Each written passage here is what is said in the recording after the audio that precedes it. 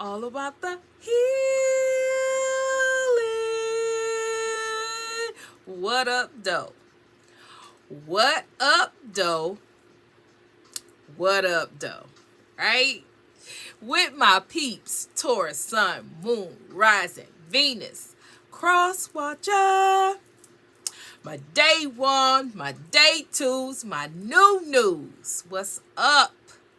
What's up with you? Right? So this is your second reading for the day. Right? You're going to get one. Your second one. This is number 2.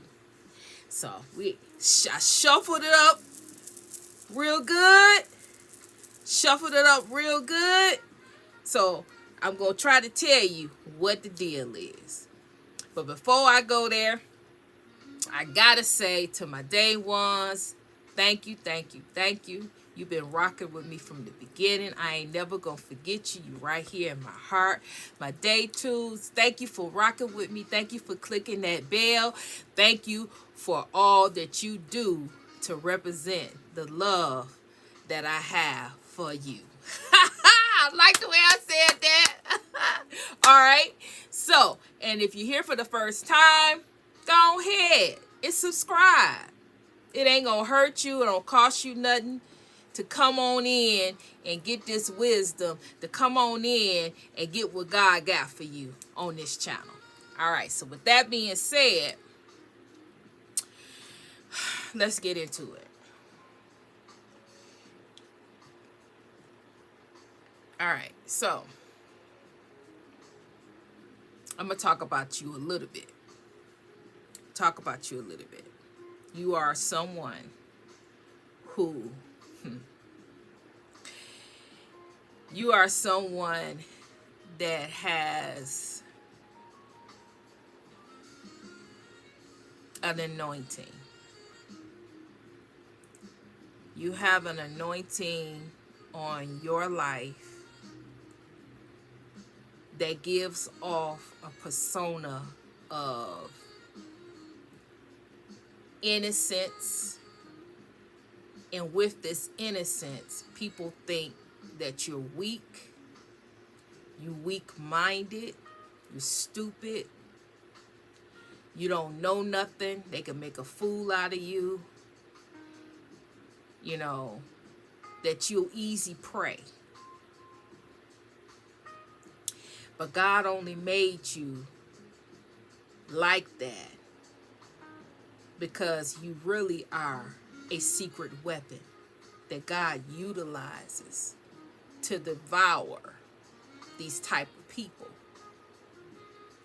These type of people can see you a mile away. You give off this sweet energy, innocent, pure, you don't do all of the things that other people do. You don't do all this smoking. You may smoke a cigarette here, there, but it's, you don't have all of these, whatever habits they have, you don't have. They view you as someone that, because you don't do what they do, you don't roll the way that they roll, you try to stay on the straight and narrow. You try to do what's right for your body. If you care about the environment, you care about things that that don't mean nothing to them. You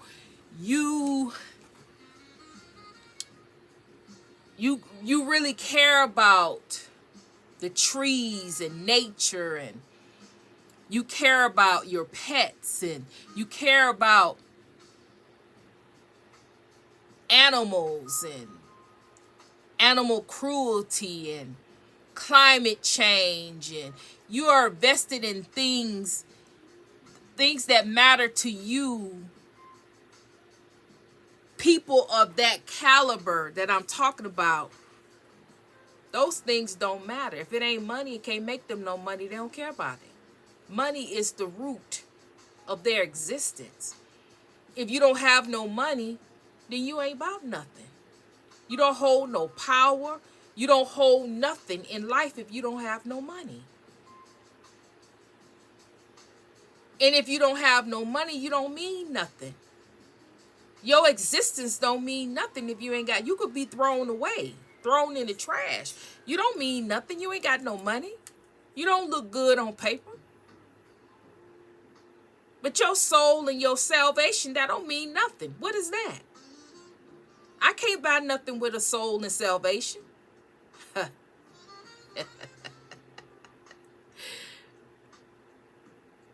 But we know that they do sell, right? However, this is the energy that I'm getting. You're a good person, wholesome person, not perfect, not perfect, not at all. And you may smoke cigarettes, or you may smoke weed, or you may have a habit here and there. But whatever it is, it's nothing compared to this person. So when they view you, the little stuff that you do, it's nothing. They look at you like you are naive, you stupid. You don't hold no purpose and no value for life, because what do you have? Right? But that's their thinking. That's their error. That's what God wants them to think. The real you is no fool. Nobody's fool. You are an empath. You are a light worker. You are a seer. God gave you the gift to see. Not just see little here and there. You can see down to the bitter bone. You can see. That's a gift. Some of you have the gift to see everything, whether it is not alive or alive. You can see all things, whether they're living or not. And you are a weapon. You are a secret weapon. Because on the outside, they could never see the weapon that you hold. They don't see your gift. They don't see none of your gifts. But when you come out of that box and they're ready to be revealed, it's nothing that person can do with you. Because they underestimated who you are based off of what you look like, what you speak, how you carry yourself. But all of that is a smoke screen. God hides who you truly are through that outer appearance. The way you speak, the way you carry yourself, no one would never know the gifts that you carry until it's too late, until it's ready to be revealed. And that's the way God wanted, and that's the way God intended it to be. You spent your whole life resenting the fact that people thought you were stupid and naive until you caught on that was part of the plan. People that you met always underestimated you, always thought you was stupid, always trying to run game, always trying to place you in stupid, and place you in, always trying to place you in precarious situations. But all the time you already saw what they was trying to do. But you had to learn to stop trying to people please. You had to learn what you had was a gift. What you have as a gift is not something that you need to dummy down or dull or dim down or pretend like you don't have. You let all that go and you start to step in and start to embrace who you are. And once you did that, then God was able to give you more and open up more of your gifts to you. And boy, oh boy, when God did, it's nothing that these people can do with you. That's all I'm going to say about you. You are something else. You are something else. And I can't even see your face. Whoever this person is, they have no peace. See, they thought you was stupid. They played all kind of games, gossiped, talked about you, ran you down, lied on you. And all the time, you already seen what they was doing. You let them do all that stuff that they was doing. You let them do it. And you pretended not to know. You pretended to be stupid. You pretended that you couldn't see nothing. You didn't know nothing until the time was right. And when the time was right, you pulled up, went on about your business, and now you didn't even reveal your gift until you was gone and out of sight. When you was gone and out of sight, then and only then did they know the extent of all the gifts that you had. They thought you only had a gift here and there, a little something here and there. No. No. You saw them the whole time. When you were ready to see them. Because this person is not at peace. They all over the place. They're unhappy. They're bitter, unhappy. Nothing in life makes them happy. They're not in nowhere near a state of gratefulness. They can't see anything to be grateful for. Because all they can see is you. All they can see is your back being turned. Not willing to look back. Not willing to give another chance. Not willing to open up a door, give a crack. Not willing. All you willing to do is show your back, and that's it. You're not willing to turn around and give any attention. You're not willing to give an olive branch. You're not willing. No, you're done. This person wanted you and thought they had you in a position where you didn't have no choice but to accept.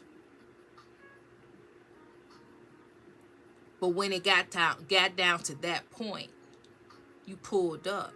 You had already knew who you are. They didn't.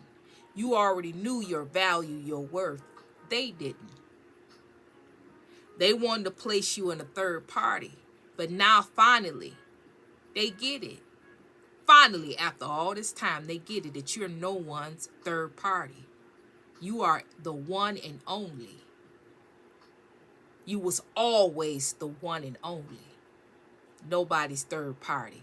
You're not going to be nobody's battery, and you're not going to be nobody's third party that they can flip and dip and do whatever they want to do with you and somebody else. No, that's not how you don't play games like that. That's a game to be played. And you don't play yourself and place yourself in predicaments like that. Now, see, way back when, when you didn't know yourself. Way back when you was trying to people please and be something that you wasn't. Way back when you didn't embrace your gifts and you was trying to run from your gifts, they may would have been able to make a fool out of you. But that's done and over with. That's been gone.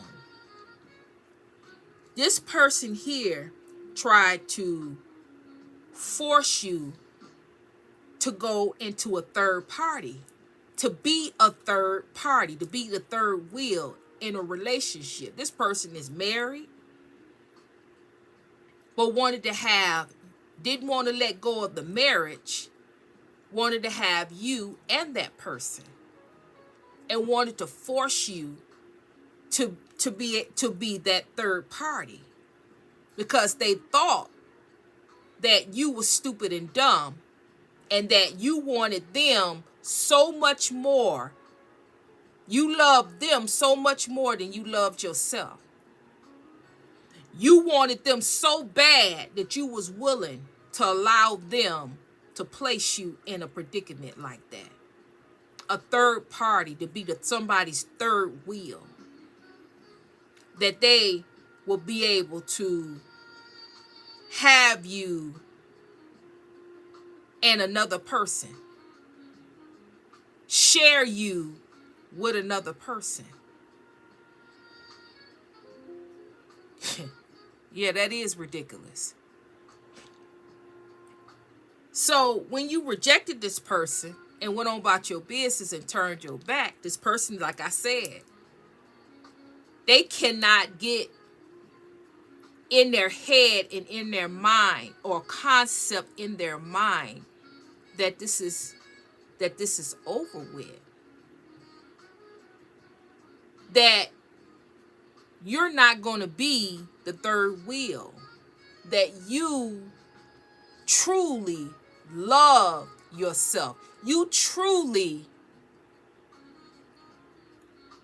think that you truly not only think, you know that you hold value and you hold substance within yourself, and that this relationship, this person, is not worth your time, not worth the effort to even lift your body up and turn yourself around to even to address.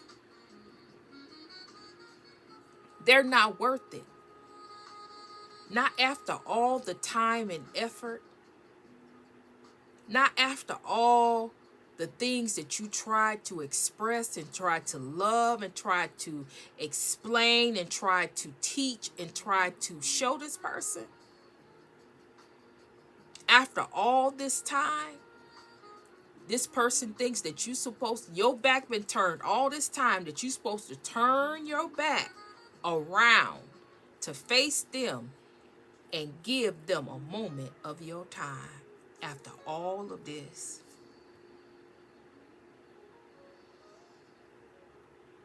Even if you were to think about doing it, your ancestors, God, your angels wouldn't even allow it. Because that time is over. That's why I often try to figure out, why is this information, why do it keep coming out? But I'm gonna let that go. I'm not gonna go down that road, because if I go down that road, then then I'm gonna get mad. So I'm not gonna go down that road. So it's over. So now this person, since you standing in your power and you standing in what you believe, standing up for yourself and what you believe about yourself. This person is calling you a witch, calling you an alien, you're not real, you're not human, calling you all kind of things because they can't fathom in their mind what happened to you that none of their magic is working, nothing that they do, nothing, everything they try to do concerning you always backfire. You always stand against them. You never change, you don't budge, you don't back down, you don't entertain them, no matter where they come, no matter how hard they come, no matter if it's astral, no matter if they come for you projecting, or it's astral and dreams, whatever that way they come, you always are ready and prepared to reject. You never turn your back, no matter what they do, and no matter how hard they come. You never turn. You never turn to look startled, off guard, nothing. You never turn your back you never look back, no matter what they do. And this is sending them in a despair, so much so that they're coming to terms, they're coming to a mindset. Is this ending? Is this truly the end of me and this person? Is this truly the end of me and collective? Collective must have really meant what they said. It's been years. Collective must have really meant what they said. I mean, they call you all these things. They've hired people. They've hired witches. They have called you witches, called you a witch, and they've hired witches. They've hired warlocks. They've hired people, practitioners, to come at you, to try to change you, to try to manipulate you, to try to get you to bow down, to come back and to be this third wheel. But nothing works. And so this person finally is getting to, in their mind, is this the end? And this person is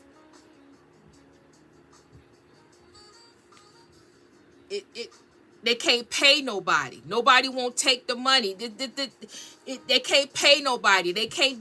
Is this the end? If this person is not doing well, if they can't fathom that this could be the end, but everywhere they go and everything that they do, it always backfire concerning you. Nothing works concerning you. They throw all this stuff, they throw all this magic, they throw all these things at you, but next time when they go check on you, you better. You look better, you talking better, something is different about you every time. And they cannot figure it out. They can't figure you out. So this is where this otherworldly is coming from. You're not real. You're not human. This is what they're saying now. You're not human. This cannot be. They're trying to figure you out. Where do you come from? Where do you exist? How can you actually get through all the things that I have sent to you? How do you do it? But that's not where their focus should be. Their focus should be on leaving you alone. Looking at what it actually means. If something backfires, if something is not working, leave that person alone. That person is not meant to be touched. So they viewing it all wrong. They're not getting the message. Touch not my anointed. do them no harm. They're not getting it. So it has to backfire and go back on them for them to understand, understand, and overstand. What you sent to them is getting ready to be sent back to you so you can feel it, so you can go through it. Whatever you wishing for them is going to be wished upon you. Not from them, but from us. Who's protecting them? We've asked you, we've told you. We have told you so many times to leave collective alone. Reading after reading after reading, because I know you hear. I know you see me and I know you hear me. Leave collective alone. That's the only way that you're going to get out of this predicament that you in. Because the more you keep doing, the more your mind is going to be messed up trying to figure out, because you're never going to figure out this. It's not meant for you to figure it out. It's not none of your business. You're not going to figure out what collective is, who collective is. It ain't none of your business. Because when collective was in your life and willing to share who they are and what they are, you misused and abused and stated that they were nothing and about nothing. You minimized them to be nothing but a battery. You were in error. Collective is so much more than a battery. And if you can't see it and you can't feel it, that's all right. You will one day, after it all is brought back to you and given to you, you'll get it, as my mom used to say, by and by. So, with that being said, they upset. They upset. Confused, bewildered. Trying to figure you out, trying to figure out who you are. But you know who you are. You know who you are, whose you are, and what you represent. You know all into it. And for those of you that don't know it, you better sit down somewhere and try to find out. Don't let them find out who you are before you find out who you are. All right, so with that being said, if this resonated with you, put in the comments, I know who I am and what I represent. I know who I am and what I represent, if this resonated with you. All right, so with that being said, like, share, subscribe, hype it up. This is your second reading for the day, so let's be on it. Let's represent. All right, so I love you guys so much, and sending love to you and healing to you so much. And Trinity is